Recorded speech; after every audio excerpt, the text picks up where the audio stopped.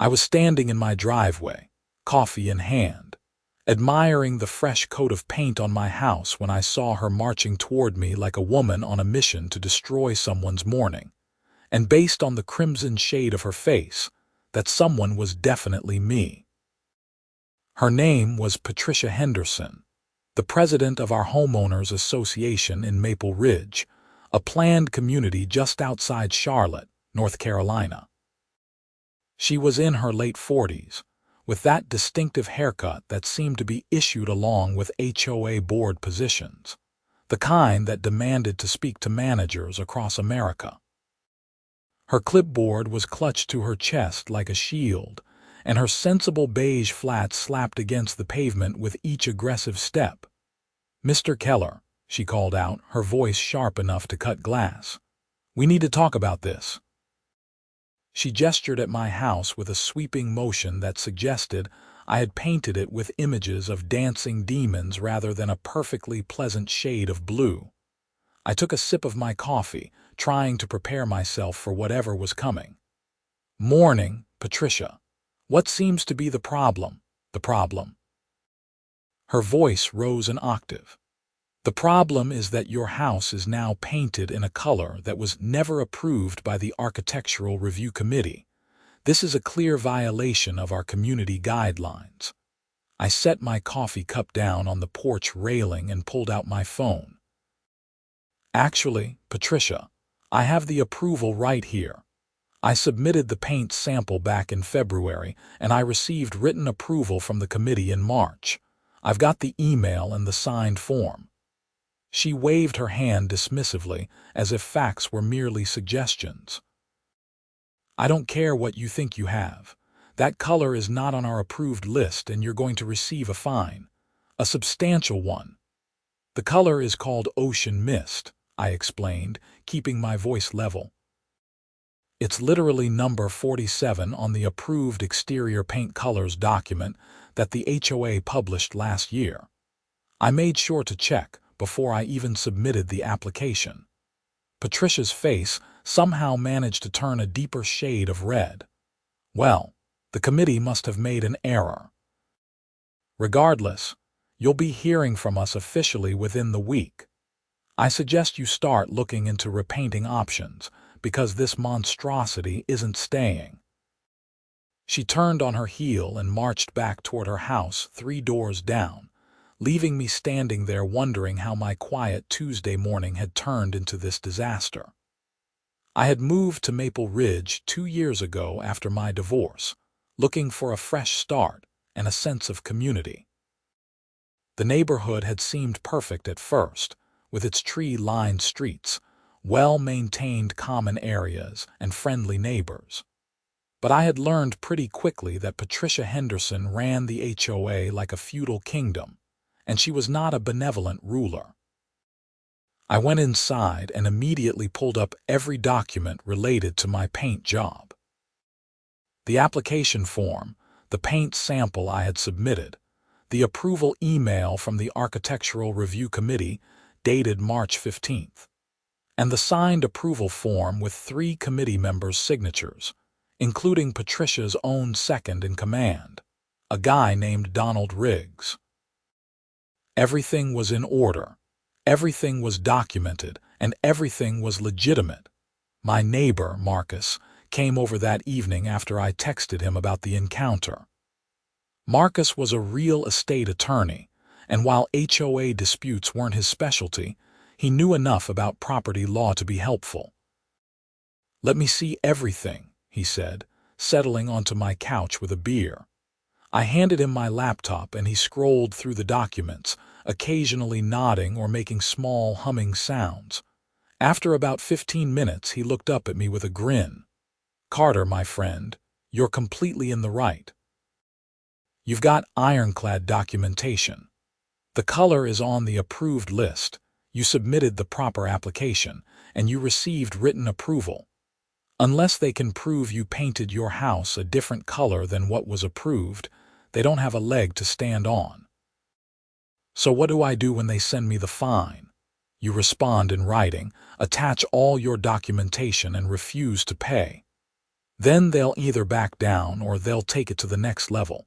If they're stupid enough to do that, you'll win easily. Marcus's confidence made me feel better, but I knew Patricia well enough to know she wouldn't back down easily. The woman had once tried to fine a neighbor for having a lawn ornament that was 1 inch taller than the regulation allowed. She had actually gone to the person's yard with a measuring tape. True to her word, I received an official letter from the HOA the following Monday.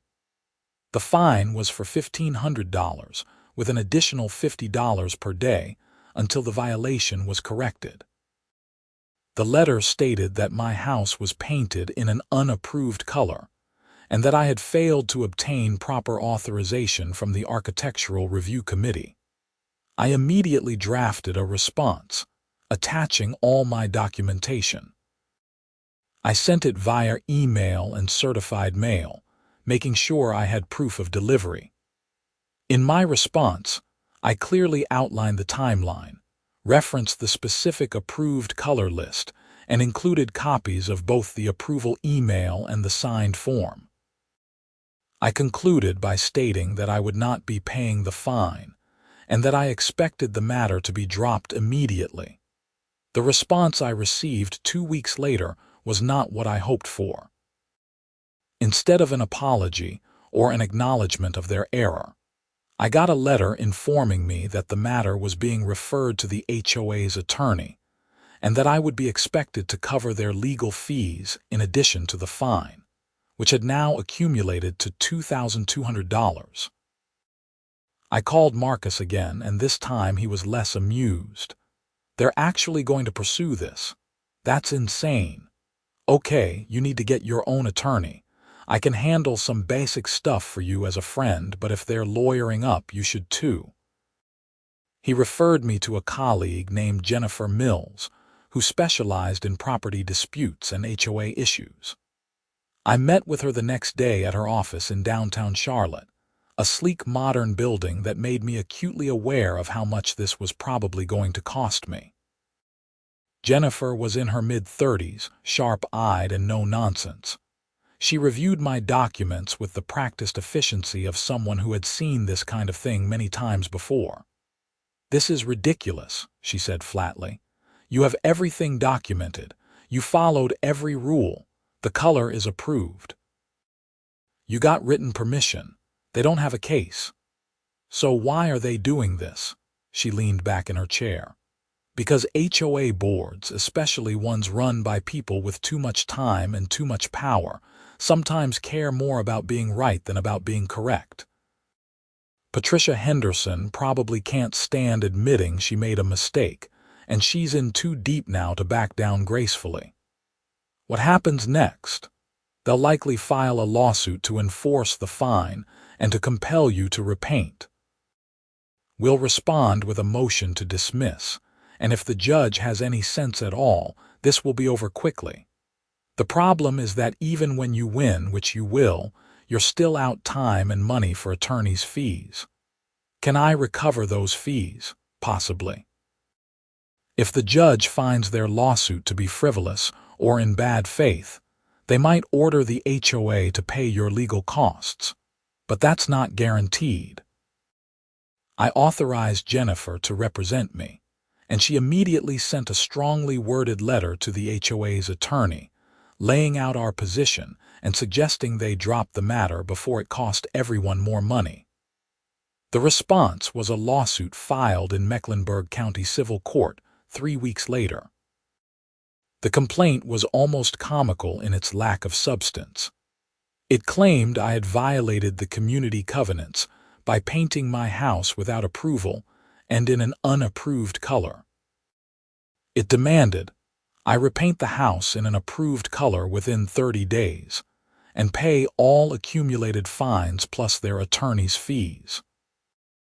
Jennifer filed our response, attaching all my documentation and moving for summary judgment, arguing that there was no genuine dispute of material fact and that I was entitled to judgment as a matter of law. We requested that the court dismiss the case and award us attorney's fees. The discovery process was where things got interesting. Jennifer requested all records related to the Architectural Review Committee's meetings and decisions from the previous year. What we received was illuminating. Patricia had indeed been present when my paint application was reviewed and approved. The meeting minutes showed that the committee had discussed my application, verified that ocean mist was on the approved color list, and voted unanimously to approve it. Patricia herself had been at that meeting, though she wasn't a voting member of the committee. But then we found something else. 2 weeks before Patricia confronted me in my driveway, there had been an emergency HOA board meeting. The minutes from that meeting showed that Patricia had proposed removing ocean mist from the approved colors list because she had decided she didn't like it. The proposal had failed, with the other board members voting against her 3-1. "She's retaliating," Jennifer said when she showed me the documents. "She tried to change the rules retroactively, couldn't get the votes, and now she's trying to enforce a rule that doesn't exist. This is even better for our case than I thought." The weeks leading up to the hearing were tense. I still had to live in the neighborhood, and Patricia made sure everyone knew about the lawsuit. She sent a newsletter to all residents about the importance of maintaining property values and respecting community standards, with a thinly veiled reference to homeowners who thought they were above the rules. Some of my neighbors avoided me, not wanting to get involved in the drama. But others reached out with their own horror stories about Patricia and the HOA board. Apparently, I wasn't the first person she had targeted, just the first one willing to fight back with documentation solid enough to win.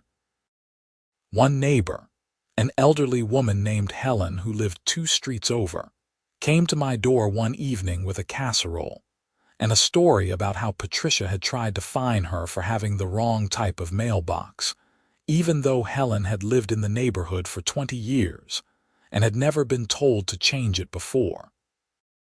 Helen had eventually given in and replaced the mailbox because she couldn't afford to fight it. "I'm glad you're standing up to her," Helen said, patting my hand. "Someone needs to." The hearing was scheduled for a Thursday morning in late September. I took the day off work and met Jennifer at the courthouse at 8:30. The building was busy with people moving through for various legal matters, and the air conditioning was working overtime against the Carolina heat. The HOA was represented by their attorney, a man named Richard Sutton, who looked like he wished he was anywhere else. We all filed into the courtroom, and I was surprised to see that Patricia had shown up personally, sitting behind her attorney with that same self-righteous expression she had worn in my driveway months ago. The judge was a woman in her 60s named Judge Carol Martinez. She had a reputation, according to Jennifer, for being fair but impatient with people who wasted her time. The HOA's attorney went first, presenting their case that I had violated the community covenants. He showed pictures of my house, read from the covenants about the requirement for architectural approval, and argued that I had painted without permission. Then Jennifer stood up, and I watched Patricia's face as our attorney methodically destroyed their case. She presented the approved color list with ocean mist clearly included. She showed the paint sample I had submitted, which matched the paint on my house exactly. She presented the approval email and the signed approval form. She showed the committee meeting minutes proving the approval had been unanimous and properly documented. Judge Martinez's expression grew increasingly skeptical as Jennifer continued. Then Jennifer brought up the emergency board meeting where Patricia had tried to retroactively remove the color from the approved list. "Your Honor, this isn't a case of a homeowner violating the rules. This is a case of an HOA president who didn't like a decision that was properly made by the Architectural Review Committee and decided to punish a homeowner for following the exact procedures he was supposed to follow. The judge looked at the HOA's attorney. "Mr. Sutton, do you have any evidence that contradicts what Miss Mills has presented?" Sutton shuffled through his papers. "Your Honor, the HOA maintains that the color is not appropriate for the community standards, and that's not what I asked," Judge Martinez interrupted. "Do you have any evidence that Mr. Keller did not receive approval for this specific paint color? Any evidence that the color he used is different from what was approved? Any evidence that his application was somehow deficient or fraudulent?" "No, Your Honor, but the HOA board has the authority to enforce its rules, Mr. Sutton. It does not have the authority to invent violations where none exist.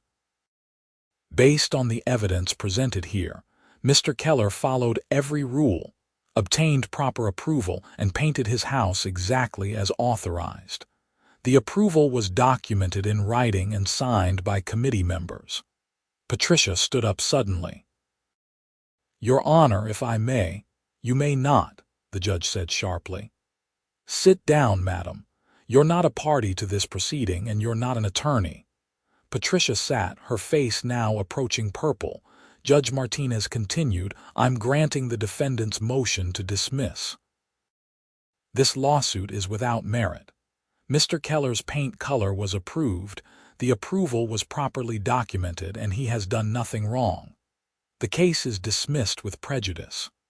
Furthermore," the judge added, looking directly at the HOA's attorney, "I'm awarding attorney's fees to Mr. Keller.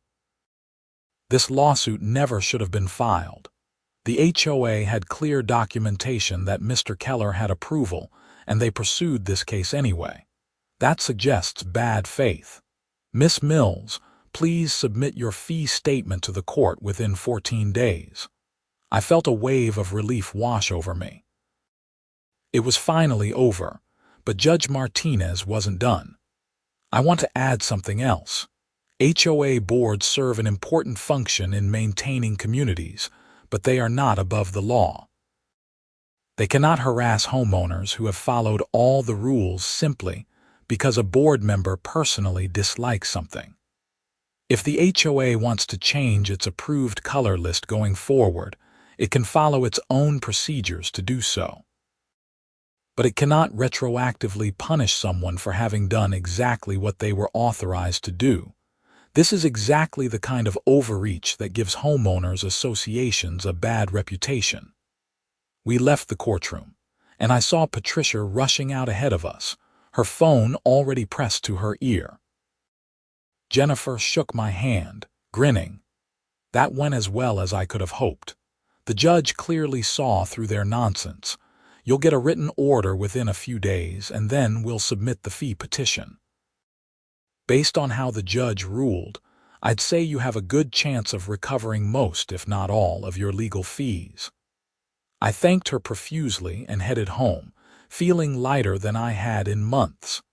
The stress of the lawsuit had been weighing on me, affecting my sleep and my focus at work. Now it was finally resolved, but the story doesn't end there. That evening I received a knock on my door. It was Donald Riggs, one of the Architectural Review Committee members who had signed my approval. He looked nervous. "Carter, can we talk?" I invited him in, curious about what he wanted. We sat in my living room and he took a deep breath. "I need to tell you something, and I probably should have told you months ago. Patricia threatened me." "What do you mean, threatened you?" "After she saw your house was painted, she called an emergency committee meeting. She was furious that we had approved your color. She said we had made a mistake and needed to revoke the approval. We told her we couldn't do that, that you had already painted based on our approval, and that ocean mist was on the approved list anyway." He paused, looking uncomfortable. "She told me that if I didn't support her in finding some way to fine you, she would make sure I was removed from the committee, and that she would find violations at my property to fine me for. She's done it before to other people who crossed her." "Why are you telling me this now?" because after the hearing today, I realized how far she was willing to go. She wasted HOA money, your money, and everyone's time because she couldn't admit she was wrong. I'm going to call for a special meeting to remove her from the board. But I wanted you to know what happened, and I wanted to apologize for not standing up to her sooner. I appreciated Donald's honesty, even if it came late. Over the next few weeks, I learned that I wasn't the only person Patricia had threatened or bullied. Once word got out about the judge's ruling and her comments about HOA overreach, other homeowners started coming forward with their own stories. The special meeting to discuss Patricia's position as HOA president was held 3 weeks after the court hearing. The community clubhouse was packed with residents, far more than usually attended HOA meetings. I sat in the back, not wanting to be the center of attention but curious about how it would play out. Donald Riggs presented a motion to remove Patricia as president, citing abuse of authority, misuse of HOA funds in pursuing a frivolous lawsuit, and creating a hostile environment for homeowners. Multiple residents stood up to share their experiences with Patricia's overreach and bullying tactics. Patricia defended herself, claiming she was only trying to maintain property values and community standards.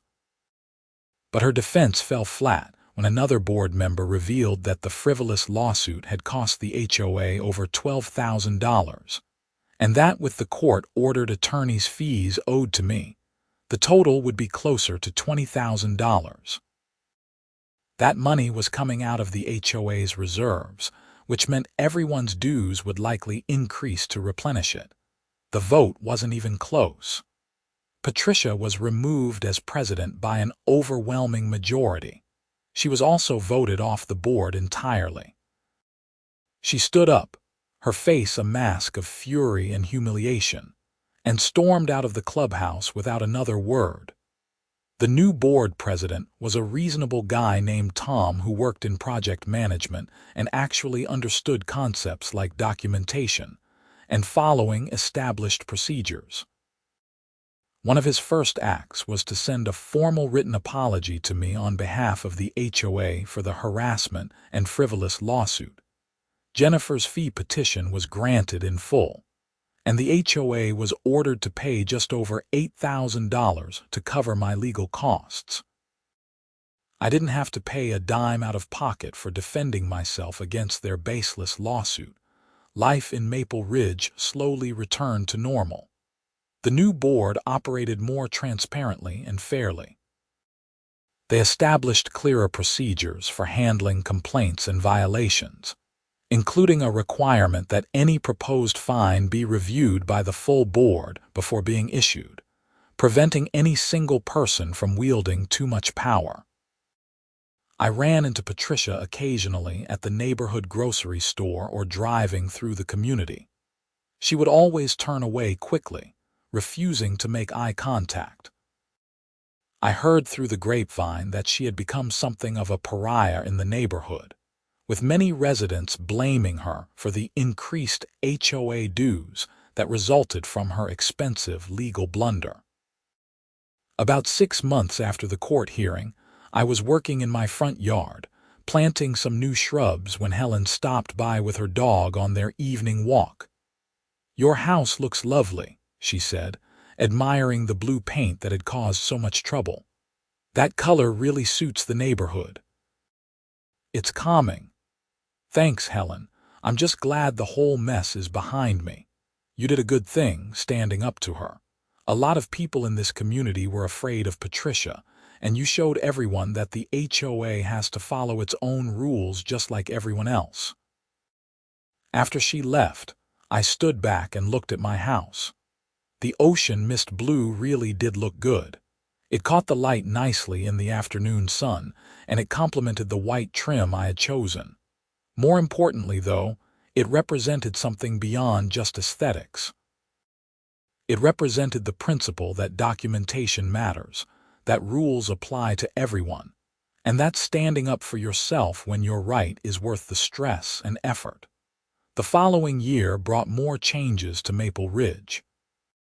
The new board revised the community covenants to include better protections for homeowners and clearer procedures for appeals.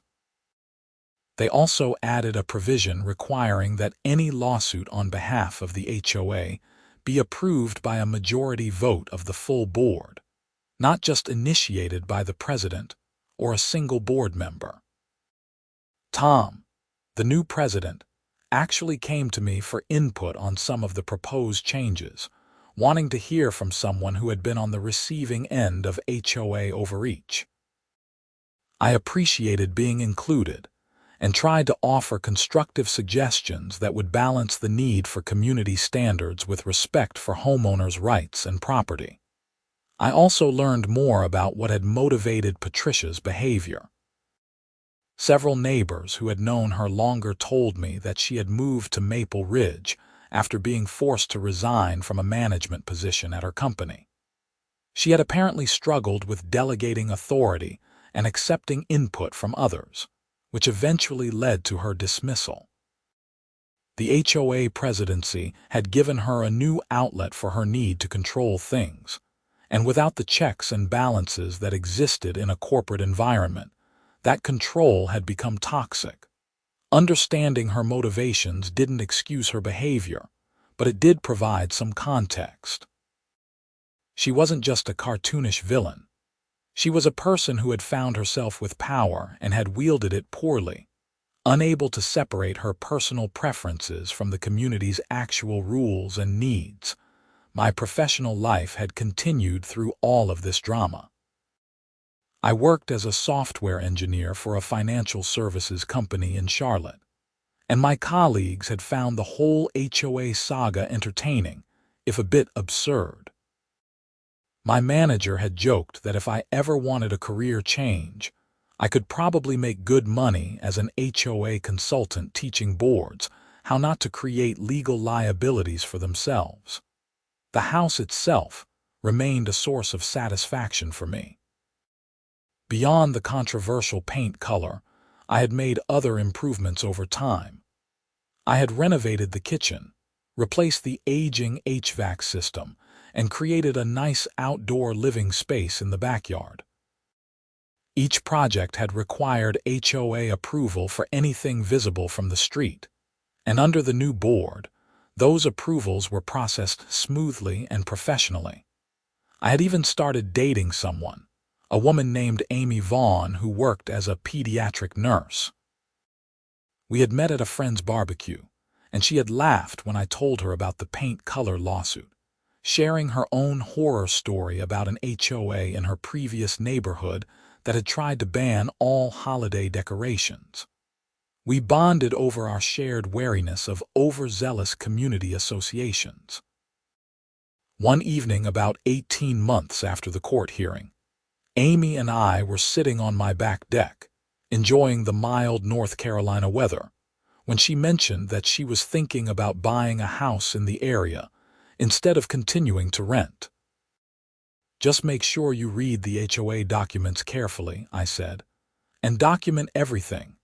Take pictures, save emails, keep copies of any approval forms." She laughed. "You're traumatized. Not all HOAs are run by tyrants." "No, but enough of them are that it's worth being careful. The system only works if people are willing to stand up when the board overreaches.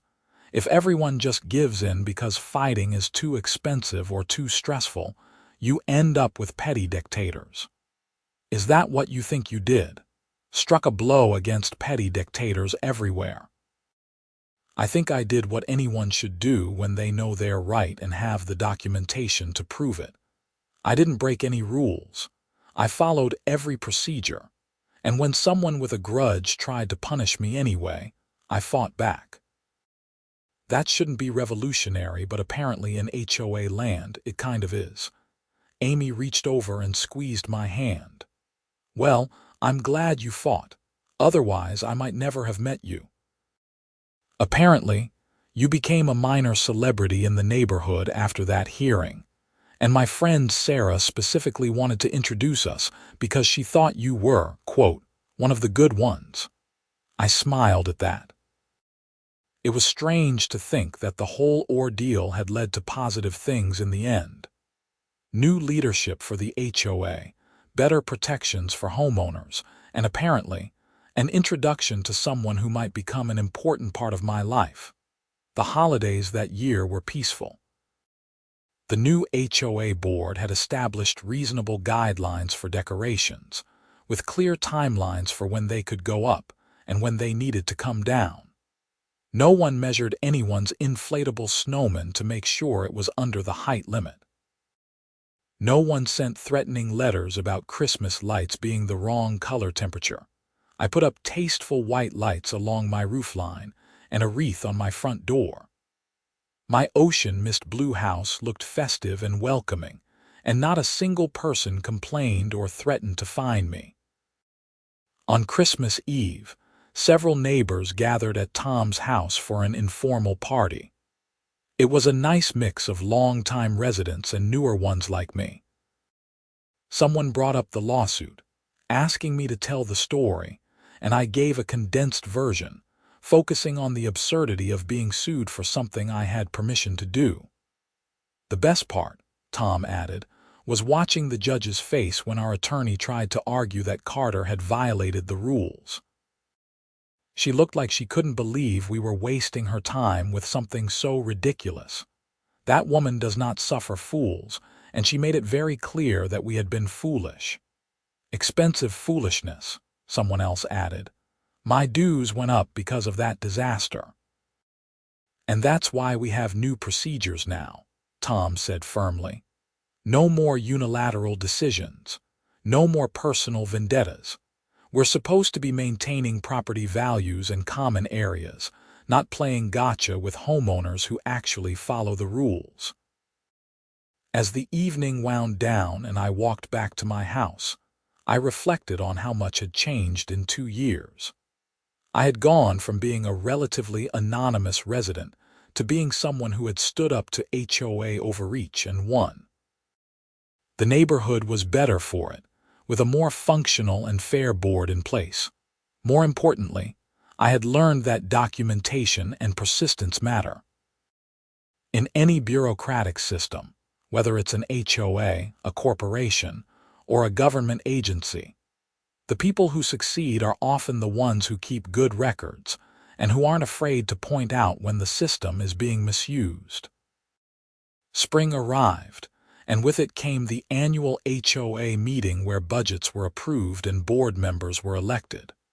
I attended, as I always did now, wanting to stay informed about what was happening in the community.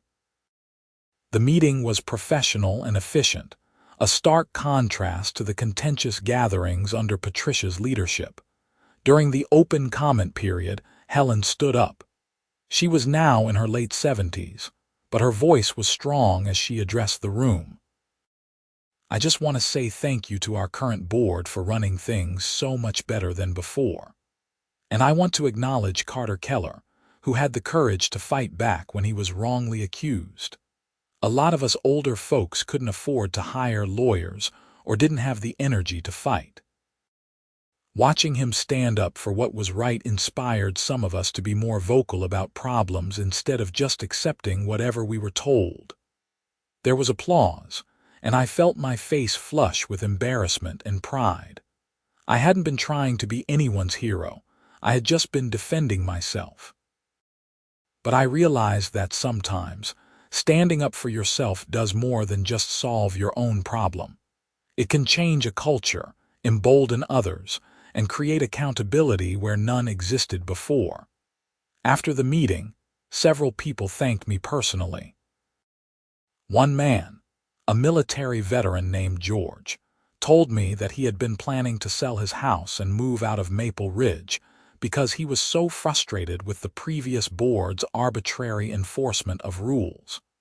But the changes over the past year had convinced him to stay.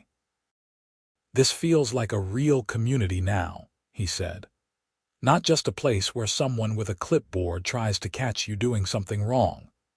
That summer, Amy moved into a house she had purchased 3 streets over from mine.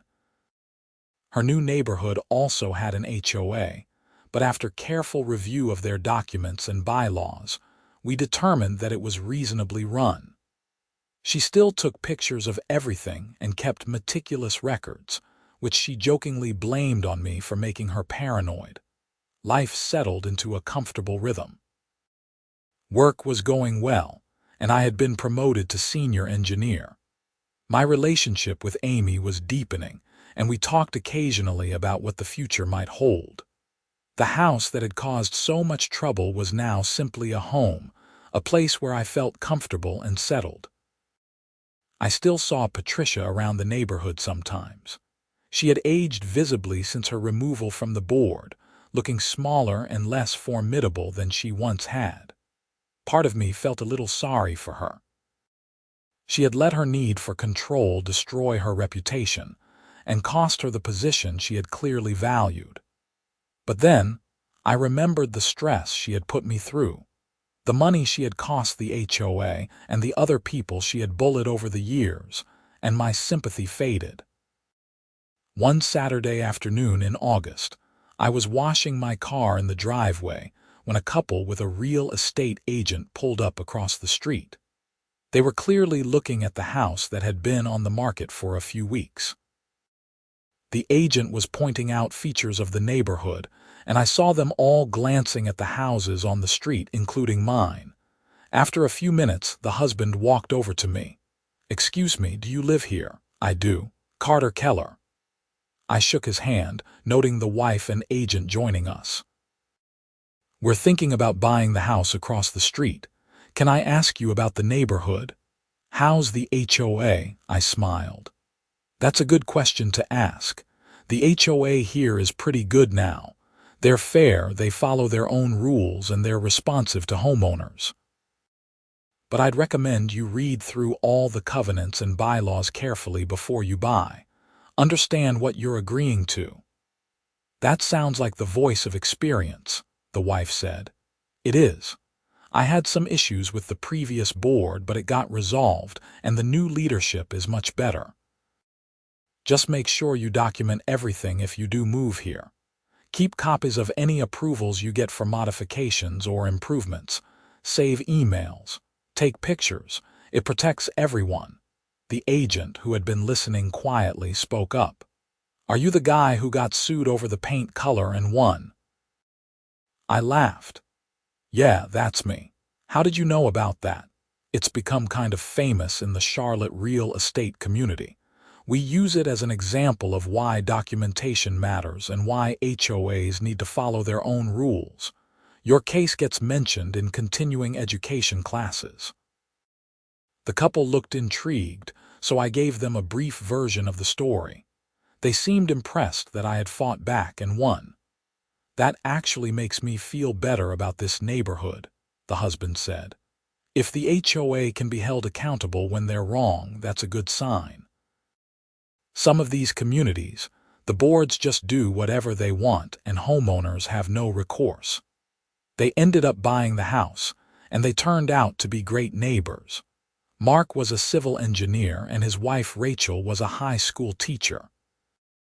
We became friendly, occasionally having dinner together with Amy, and they appreciated my advice as they navigated their first experiences with HOA approval processes for a fence they wanted to install. The fence approval went smoothly, which wouldn't have been noteworthy except that it showed how much things had changed. The board reviewed their application, verified the fence met the height and style requirements, and issued approval within 2 weeks. No drama, no power trips, just a functional bureaucratic process working as it should. As fall arrived again, bringing cooler temperatures and the beautiful color changes that made North Carolina autumns so pleasant, I found myself reflecting on the whole experience with fresh perspective. The lawsuit had been stressful and frustrating, but it had also taught me valuable lessons about standing up for yourself, the importance of documentation, and how systems can be changed when people refuse to accept dysfunction as normal. I had also learned that you can't always avoid conflict, but you can choose how to engage with it. I could have just paid the original fine to make the problem go away, but that would have been rewarding bad behavior and encouraging Patricia to continue her bullying tactics with others. By fighting back, I had created accountability not just for myself, but for everyone in the community. The holidays approached again, and this time Amy and I decorated both our houses. We kept everything within the HOA guidelines, not because we were afraid of punishment, but because the guidelines were actually reasonable and we wanted to be good community members. On New Year's Eve, as Amy and I watched fireworks from my back deck, I thought about how far things had come. 2 years earlier, I had been standing in my driveway being threatened with fines for doing exactly what I was supposed to do. Now I was comfortable, settled, and part of a community that functioned well. "What are you thinking about?" Amy asked, leaning into me. "Just how weird life is sometimes." If Patricia hadn't tried to find me, the old board might still be in power, making everyone miserable. Sometimes the worst things lead to the best outcomes. "That's very philosophical for someone who's had champagne," I laughed. "Fair point, but it's true." I'm glad she tried to find me in a weird way. Obviously, I wish it hadn't happened, but since it did, I'm glad I fought back. "Me too," Amy said. "Otherwise, this neighborhood might have stayed dysfunctional and you might have moved away and we never would have met." Now, who's being philosophical? We kissed as the fireworks continued, and I felt genuinely grateful for how things had turned out.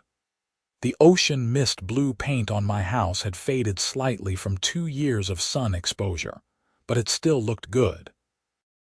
In the spring, I would probably need to do some touch-up work, and I already had the paint codes and approval documentation saved in multiple places, just in case. But I didn't think I would need them. The new board wasn't interested in manufacturing conflicts. They had learned from the expensive mistake of the previous administration that following rules and treating homeowners fairly was not just morally right, but also financially prudent. The following spring, Tom's term as HOA president was coming to an end, and he had decided not to run for re-election. He had done a great job stabilizing the board and implementing better procedures, but he was ready to step back and let someone else take the reins. Several people approached me about running for the position, but I declined. I was happy to be an engaged community member, but I didn't want the responsibility of managing the HOA. Instead, a woman named Sandra, who had lived in Maple Ridge for 10 years and had a background in nonprofit management, ran unopposed and was elected. She continued the reforms that Tom had started, and the community continued to function well. I did accept a position on the Architectural Review Committee, though. It seemed fitting that someone who had been on the receiving end of the approval process would help administer it fairly for others. I took the responsibility seriously, making sure we followed our own guidelines and documented everything properly. The committee reviewed applications for paint colors, fences, landscaping changes, solar panels, and various other modifications. We approved most things as long as they met the guidelines, and when we had to deny something, we made sure to explain clearly why and what alternatives might be acceptable. One application we reviewed was from none other than Patricia Henderson. She was requesting approval to paint her house, which needed it badly. The existing paint had faded and was peeling in places. She had submitted a color called desert sand, which was on the approved list. I could have been petty. I could have looked for reasons to deny her application or to make the process difficult for her. But that would have made me no better than she had been. We reviewed her application just like any other, verified that the color was approved and the application was complete, and issued approval within the standard time frame. I never heard if she knew I was on the committee that approved it, and I didn't care. The point wasn't revenge. The point was doing the job correctly and fairly. That summer, Amy and I got engaged. I proposed on a weekend trip to the mountains, and she said yes without hesitation. We started planning a wedding for the following spring, and the question of where we would live came up. "I love my house," Amy said, "but yours is bigger and has that great backyard. What if I sold mine and moved in with you?" "I'd love that," I said. "But are you sure you want to live in the house that was the center of that whole HOA drama? Are you kidding? That house is famous.